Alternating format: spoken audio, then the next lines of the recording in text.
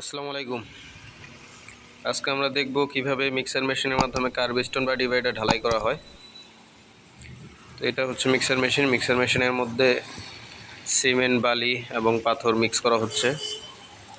Cement, বালি এবং পাথরের মাধ্যমে কংক্রিট তৈরি করা হচ্ছে। তো মিক্সিংয়ে করা শেষ হলে এগুলো ঢালা হয়, একটা শিটের উপর ঢালা হয়। শিটের উপর থেকে হ্যান্ড বালতিতে কংক্রিট ভরা হয়।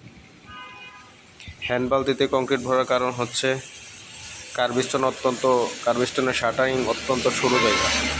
এখানে কড়াইয়ের মাধ্যমে কংক্রিট ঢালা সম্ভব হয় না, মাল কিংবা কংক্রিট নষ্ট হয়ে যায়, অনেক অপচয় হয়। এই কারণে বালতির মধ্যে দিয়ে ঢালাই করলে